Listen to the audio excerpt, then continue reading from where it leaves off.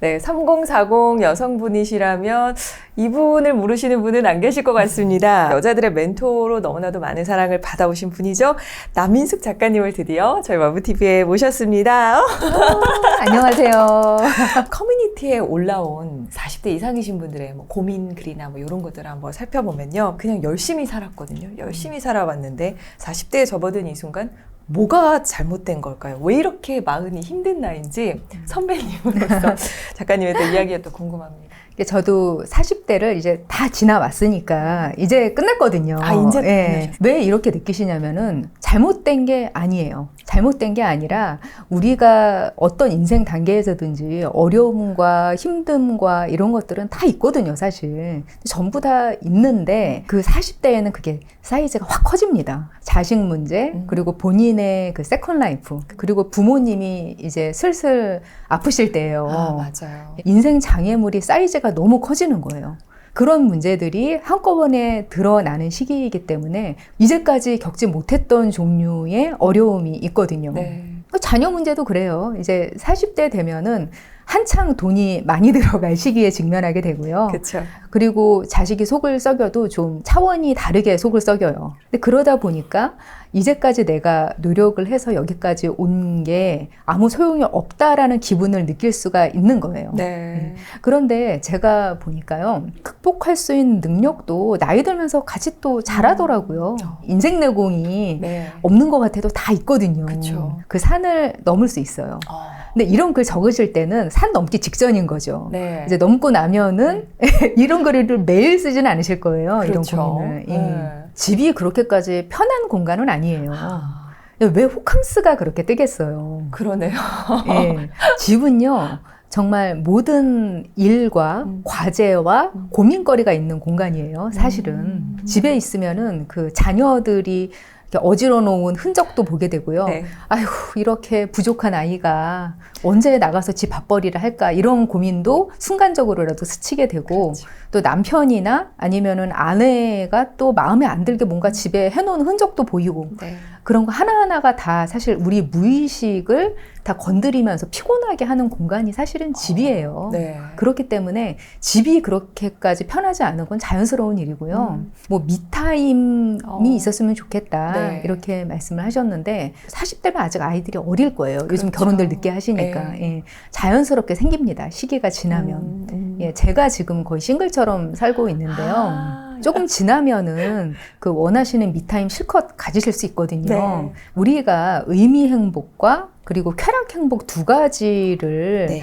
이렇게 결합해서 살아가는 존재인데요. 사실 쾌락 행복만을 추구를 하려면은 그냥 혼자 살면서 계속 늘어져 있으면 돼요. 그렇죠. 아이들이 있고 또 가정에서 다른 타인과 함께 어울려서 또 다른 조직을 만들어서 사는 그런 삶이 어떤 의미 행복을 추구하는 그런 상태로 본인이 선택해서 만든 거거든요. 그렇죠. 다른 종류의 행복을 선택해서 살고 있는 거기 때문에 그 상태에서 한번 의미를 찾아보시는 거예요. 그러면은 의미 행복을 네. 찾아서 조금 그 시기를 낮게 보낼 수 있지 않을까라는 생각이 듭니다. 그러네요. 우리가 스스로 의미 행복을 선택했으니까 거기에 대한 어떻게 보면 책임이라고도 생각을 하면서 행복을 좀 추구하는 과정을 한번 잘 고민해 보면 좋을 것 같은데, 사실 신혼이 지나고 결혼 10년 차, 20년 차 이렇게 접어들고 아기들 키우고 이러다 보면은 그러니까 마음이 예전 같지 않은 경우가 많이 있잖아요. 그렇죠?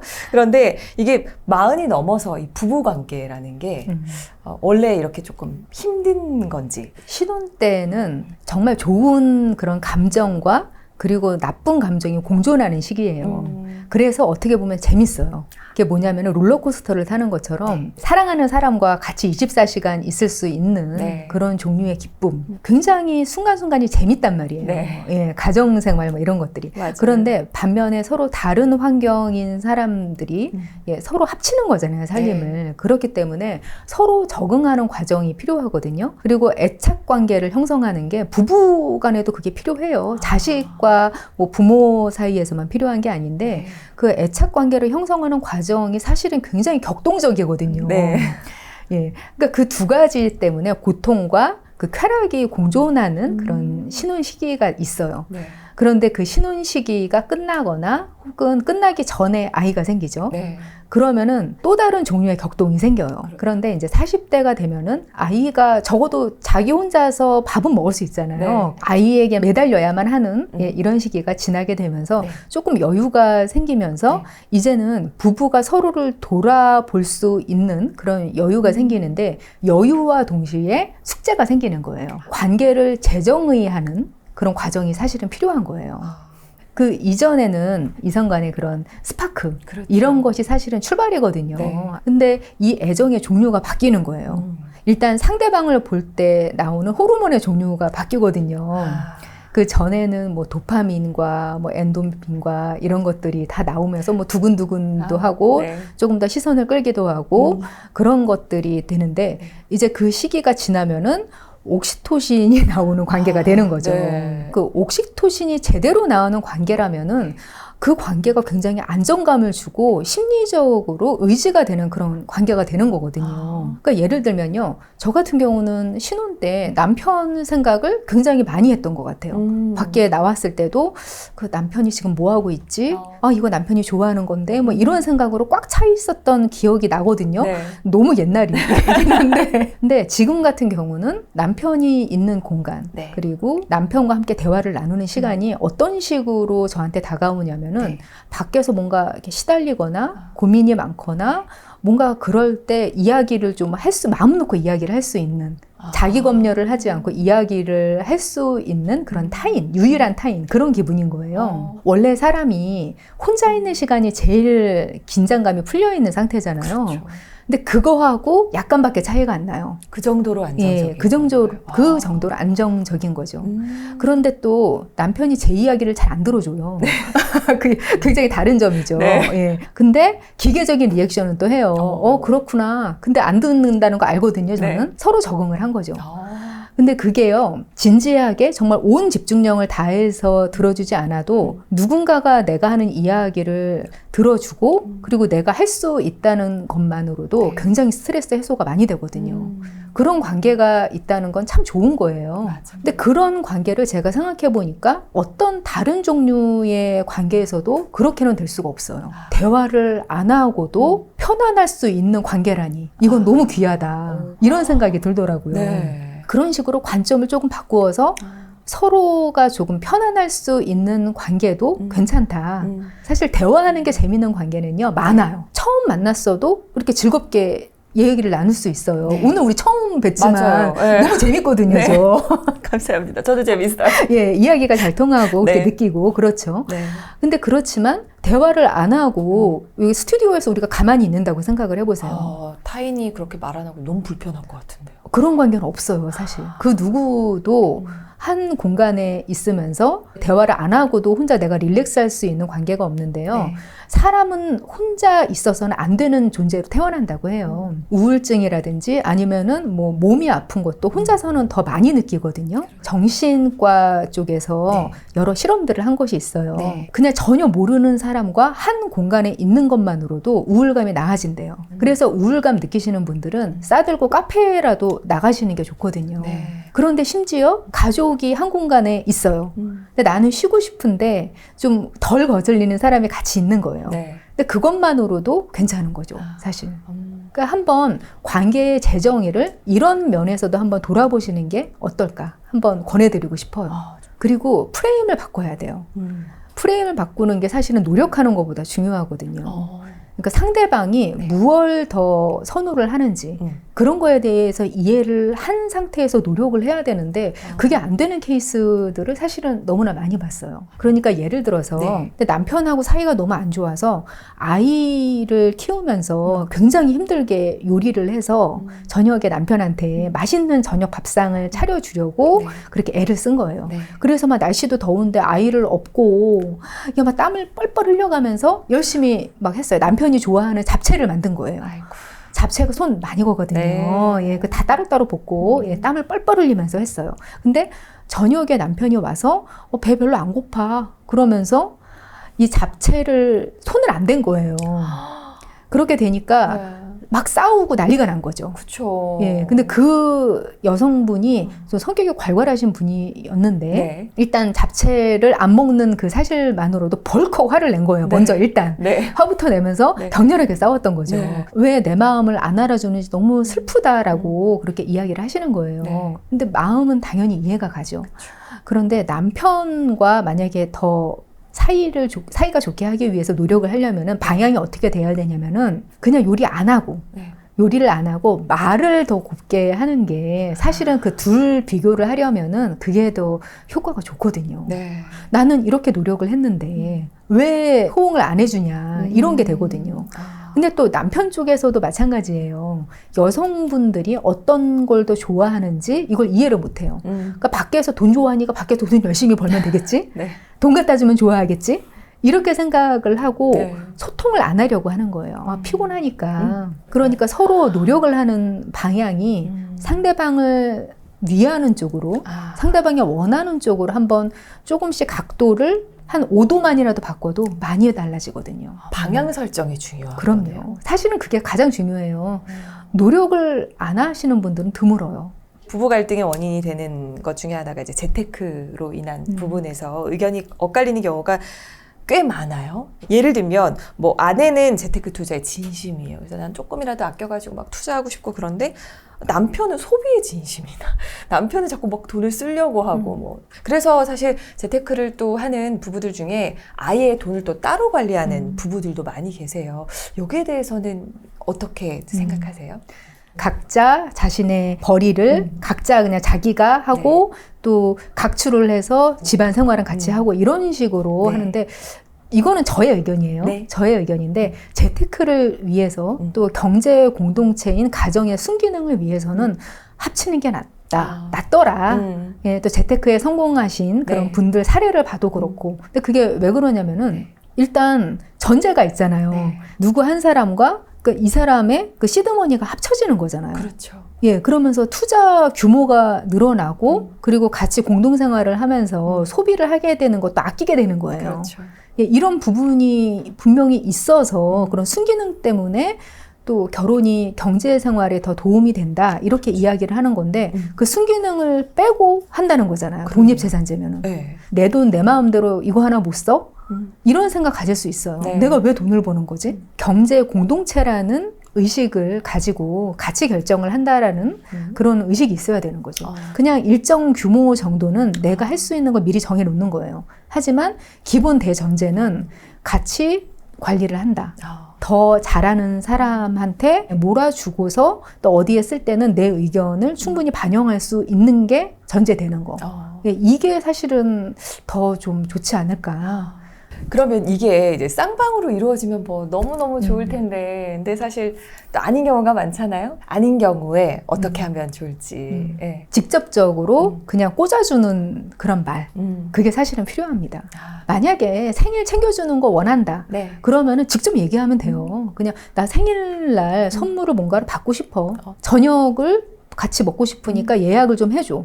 날 위해서 한번 생각을 해줘 봐봐. 뭐 이런 식으로 그냥 얘기를 하는 거예요. 네. 그냥 몰래 내 생일 기억하고 있나 아닌가 이렇게 지켜보고 있다가 네. 지나가면 혼자 막 상처받고 이렇게 하지 마시고 직접적으로 이야기를 하면은 이 사람이 기분 상해하지 않을까 그런 게 무의식적으로 있어요. 맞아요. 근데 남성분들은 조금 더 직접적으로 이야기를 해줘도 돼요. 특히 남편이라든지 그런 배우자, 예, 아니면 남자친구 이런 경우에 그냥 원하는 거를 직접 이야기를 해주는 게 좋아요. 예, 심지어 뭐 선물을 받았어요. 근데 마음에 안 들어요.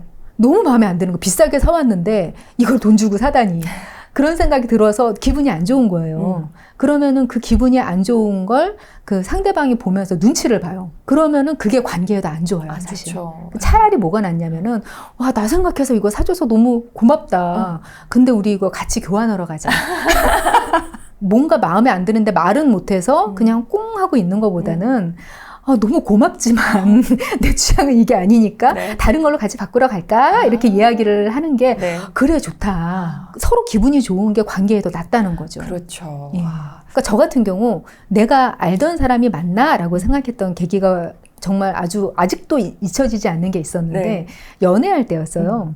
그 닭갈비가 유행이었어요. 네. 그래서 만났을 때 닭갈비를 엄청 자주 먹었던 거예요. 데이트할 때. 네. 근데 결혼하고 나서 한참 있다 알게 됐는데 이 사람이 닭을 안 먹는 사람이었던 거예요. 근데 사랑하니까 먹고 싶어 하니까 같이 가서 그냥 먹은 거예요? 예, 그렇게 그렇더라고요. 아니 얘기를 좀 하지. 저 아무거나 잘 먹는데. 결혼 생활은 10년마다 재계약해야 한다고 봅니다. 한쪽만 참고 벗어나려 애쓰고 이거 정말 너무 참고 살자니까 인생이 너무 길다. 뭐 이런 얘기를 하시는 분들도 많이 계시거든요. 근데 작가님께서 이제 결혼 아까 26년 차, 예. 그쵸? 26년 차. 자, 이렇게 결혼 생활 재계약해야 됩니다. 너무 인생이 깁니다. 이렇게 얘기하시는 분들께는 또 어떤 얘기를 좀 해주고 싶으실까요? 어떤 감정에서 그런 이야기들이 나왔는지는 너무나 알죠. 그런데 저 같으면은 20년쯤 되니까 이제 적응 좀 했다라는 생각이 드는데 그걸 10년마다 이걸 또 해? 피곤해. 약간 그런 생각이 들어요. 네, 사실. 네. 예. 그런데 그런 거는 있어요. 최소한 평생 이 사람이 내 곁에 있으리란 법은 없다. 이런 생각 정도는 양쪽 다 가지고 있어야 된다. 저는 그렇게 생각을 합니다. 예. 그러니까 제가 자주 인용하는 게 또 한 가지가 있는데 미국에서 예, 합의 이혼이 가능해진 게 의외로 얼마 안 됐어요. 그래요? 예, 1970년대 이후부터 가능해졌거든요. 네. 그 전에는 어땠냐면은 특수 상황에서만 이혼이 가능했던 거예요. 그래서 우리 둘이 너무 안 맞는 것 같지 않니? 이제는 좀 그만 살았으면 좋겠어. 이런 생각이 들면 어떻게 했냐면은 야, 나를 좀 때려봐.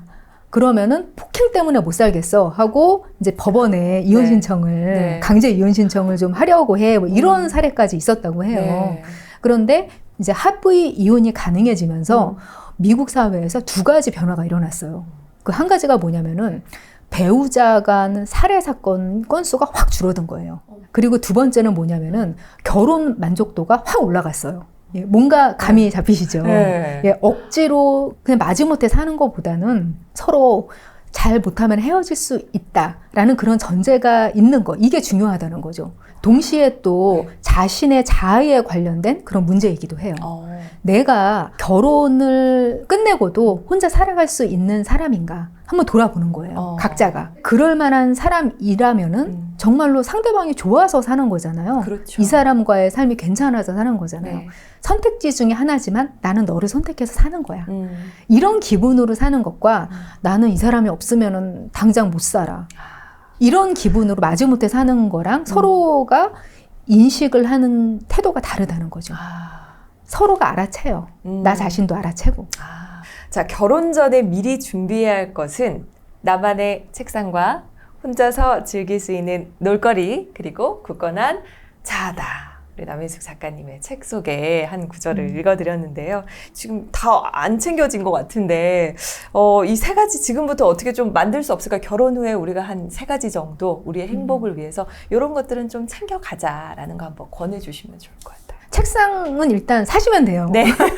근데 그게 참 재밌는 게 제가 그 얘기를 했잖아요. 나만의 책상 있어야 된다 이렇게 얘기를 하는데 저는 글을 식탁에서 쓰고 있거든요. 그러니까 그게 왜 그러냐면은 집에서 제일 넓은 공간이 거실 겸 이렇게 주방 그런 공간이 된 거예요. 그러니까 어차피 집에 혼자 있는데 굳이 내 작업실고 좁은 데서 이렇게 쓸 필요를 못 느끼는 거죠. 그렇죠. 예. 그래서 그냥 6인용 식탁에서 이 집 다 차지하면서 넓게 쓰고 싶어. 이래서 다시 돌아온 거예요. 그러니까 저는 이게 굉장한 은유라고 생각이 들어요. 그 자아를 찾는 게 어떻게 보면은 내 그 소우주 안으로 들어가는 거. 이거에만 한정 짓지 말고 확장도 가능하다는 거. 그러니까 어떤 공간, 어떤 환경에서든지 내 자신을 놓지 않는 게 중요한 것 같아요. 그러니까 내 삶이 사실은 가장 중요해요. 예, 그래야 주변 사람들한테도 좀 관심과 사랑을 좀 더 넉넉하게 줄 수 있더라고요. 그러니까 내가 뭔가 헤매고 있고 나는 없어 라는 생각을 가지고 있는데 그걸 주변에 마냥 퍼주는 거는 저는 불가능하다고 생각을 해요.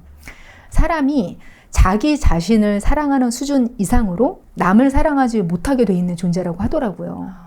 그래서 내가 얼마나 나를 위해서 살고 있는가 이것도 좀 돌아보시면 좋겠어요. 아무리 여유가 없어도. 그래서 저는 그 미타임 예, 그게 없는 거는 당연한데 만들면 있어요. 뭐 하루에 1시간 정도? 그냥 요새 공간이 많잖아요. 예, 조용한 그런 공간도 있고 예쁜 공간도 있고 한번 가보는 거예요. 가서 내가 뭘 좋아하는지 뭐 프랑스 자수 하면서 집중을 하는 그런 몰입의 시간 네. 이런 게 힐링이 될 수도 있는 거 아니겠어요? 그리고 저 요즘 그림을 새로 배우면서 그 디지털 드로잉으로 제 책 사파를 그리고 있거든요, 직접. 근데 그걸 하고 있는 그 시간이 너무 행복한 거예요. 뒤늦게 이제 그림을 배웠지만 네. 또 새로 몰입의 시간을 가지고 있는데 그게 또 제가 느껴지더라고요. 그러니까 뭔가 다른 면들을 찾을 수 있을 것 같아요.